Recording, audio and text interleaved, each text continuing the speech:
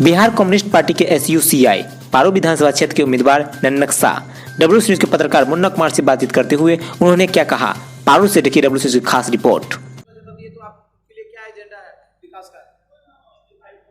पारू विधानसभा क्षेत्र की जनता अगर नन्नकसा SUCI कम्युनिस्ट पार्टी को अगर विधायक बनाती है, चुनती है, तो सबसे पहला मेरा काम होगा सदन में जोरदार ढंग से रेफरल हॉस्पिटल भवन जो बनकर तैयार है 20-25 वर्षों से जो खंडहर में तब्दील होने जा रहा है, उस रेफरल हॉस्पिटल को चालू कराऊंगा। जरूरत पड़ेगा जनता को 42 पंचायत से 42 दूना 84 बस को भर के भी विधानसभा को घेर कर रेफरल हॉस्पिटल को चालू कराना होगा तो चेक कराएंगे। जरूरत होगा तो इसके लिए मैंने खून पसीना प्रखंड सड़क से लेकर सदन विधानसभा तक आवाज़ को बुलंद करेंगे। ये रेफरल हॉस्पिटल के साथ साथ ये सरैया प्रखंड एवं पारू प्रखंड का जो ये अनुमंडल कार्यालय चला गया मोतीपुर में, वो हम लोग चाहते हैं कि ये फिर से एक नया अनुमंडल बनाया जाए या मुजफ्फरपुर शहर में हम लोग को रखा जाए। ये हम लोग के लिए काफ़ी परेशानी की बात है। तीसरी बात है कि यहाँ जो बाढ़ वैसे जो पूरा सरैया प्रखंड पारू प्रखंड की जनता का पूरा घर द्वार खेत खलिहान सब जो बाढ़ में डूब गया, उसमें बहुत व्यापक रूप से भ्रष्टाचार हुआ है।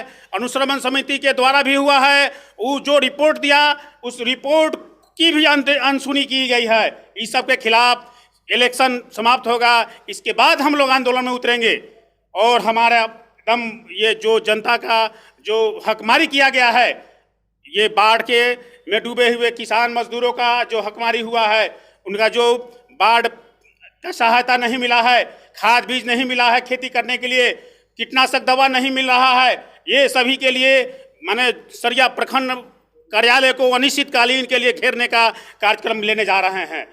और सरैया ब्लॉक में अंचल में जो भ्रष्टाचार का आलम बढ़ गया है, ये पिछले जो ये राजद की विधायक थे 3 टर्म, उसके बाद विधायक अशोक सिंह के विधायक जो हुए हैं, इन लोगों के शासन में सरैया प्रखंड कार्यालय, अंचल कार्यालय, आपूर्ति विभाग, सरैया थाना, पारू थाना, जैतपुर थाना में जो भ्रष्टाचार का आलम बढ़ गया है, उस भ्रष्टाचार को मैं डंके के चोट पर उसको दूर करूंगा। जो पार्टी का अगर विधायक होगा तो SUC का विधायक होते ही आधा बीमारी दूर हो जाएगा। जो बच जाएगा बीमारी उसको हम लोग लड़ के दूर करेंगे।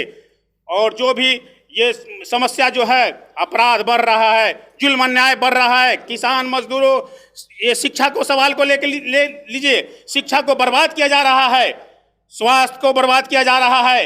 इन सभी सवालों को लेकर आंगनवाड़ी सेविका, सहायिका, मध्याह्न भोजन कर्मी के आंदोलन को हम लोग बुलंदी से लड़ रहे हैं और उनकी जो हकमारी हो रही है, उस हकमारी को भी बुलंदी से दूर करेंगे। ये शिक्षा जो बर्बाद हो रहा है, जो नई शिक्षा नीति जो लाई है केंद्र सरकार 2020, उसको भी मैं पुरजोर रूप से विरोध करता हूं और सदन में पुरजोर रूप से उसका विरोध करूंगा और उसको बर्खास्त करने की मांग करूंगा।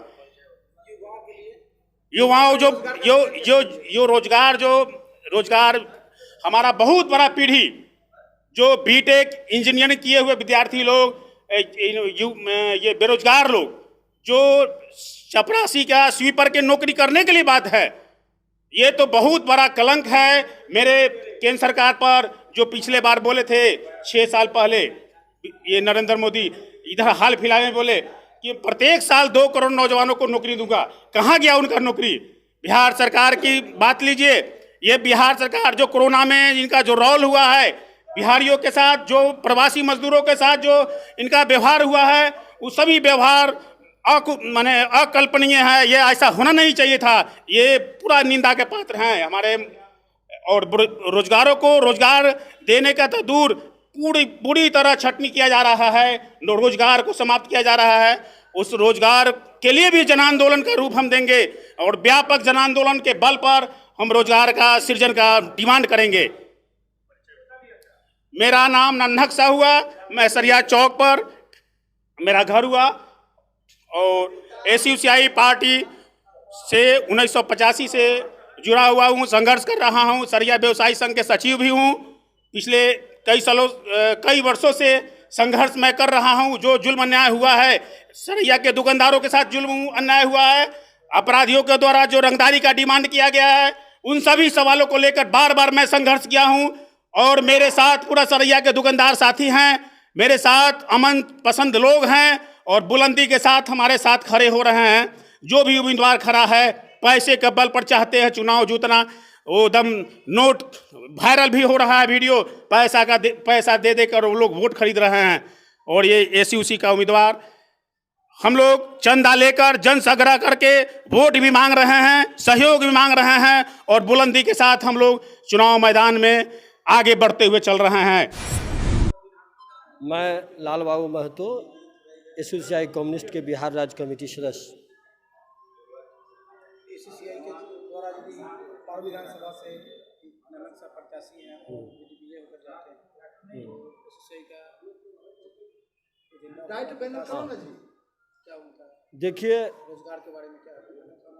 देखिए, इस चुनाव में जो भी हो रहा है बिहार में, सबसे पहले मैं उनकी आलोचना करता हूं कि जिस तरह से आम जनता की बुनियादी समस्याओं को अनदेखी किया जाता है और बिहार में जाति और धर्म के आधार पर और नीतिहीन जो ये अवसरवादी गठबंधन है, जो समाज में नीतिहीनता का चरम पर परिणति तक पहुंचाता है। जो ये राजनेता हैं जिनके पास कोई जो कहिएगा कि नीति सिद्धांत नहीं है, वो आज किसी के साथ गठबंधन करते हैं, कल चुनाव के बाद किसी के साथ गठबंधन करेंगे। इनकी कोई नैतिकता नहीं है।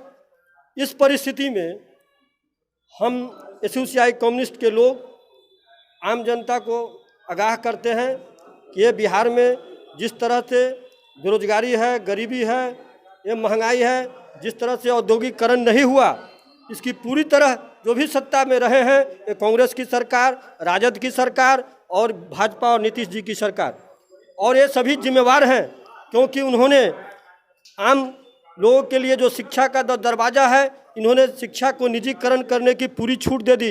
इन्होंने स्वास्थ्य को निजीकरण करने की पूरी छूट दी। आपको पता होना चाहिए कि यहाँ प्राइवेट यूनिवर्सिटी खोला जा रहा है। यहाँ किसानों के जो मंडी हैं उनको भी कारपोरेट के हाथों में दिया जा रहा है। ये कारपोरेट कंपनियां शिक्षा, स्वास्थ्य सभी क्षेत्रों को संचालित कर रही है। और नीति के मामले में इन तमाम जो पार्टियां हैं चुनाव में, वो सभी इस निजीकरण के समर्थक हैं। और आम जनता के जीवन में इसी निजीकरण, व्यापारीकरण, भूमंडलीकरण के नीति के तहत आज व्यापक संकट रोजगार के क्षेत्र में पैदा हो गया है। नया कल कारखाना खुल नहीं रहे हैं, लोगों के पास क्रय क्षमता नहीं बढ़ रही है। आपकी सरकार जी जी तो क्या आपको एजेंडा है रोजगार जी के सृजन के लिए? क्या जी मेरा देखिए, स्पष्ट हमारी पार्टी का समझ है कि यह जो व्यवस्था है, यह कंप्लीट एक पूंजीवादी व्यवस्था है, जिसको इस मुट्ठी भर जो कारपोरेट लोग हैं, जो इंडस्ट्रियलिस्ट लोग हैं, वे संचालित करते हैं।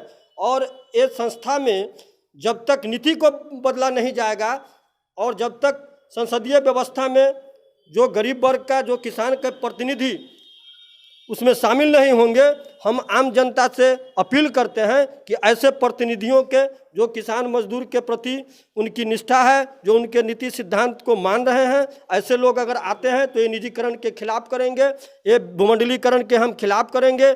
आम जनता जो किसान है, मजदूर हैं, जो सृजन करते हैं, उनके लिए व्यापक पैमाने पर जो सरकारी नीति के तहत सरकार अपने अंतर्गत जो इंडस्ट्रियलाइजेशन जब तक नहीं करेगी तब तक रोजगार पैदा नहीं हो सकता है। इसलिए हम उनके नीति का विरोध करते हैं। हमारा उम्मीदवार अगर जीतता है तो सरकार की नीतियों को विरोध कर आम जनता, जो मेहनत करने वाले लोग हैं, उनके हित में जो व्यापक कल कारखाना खुले, उसके लिए नीति को निर्धारित किया जाएगा।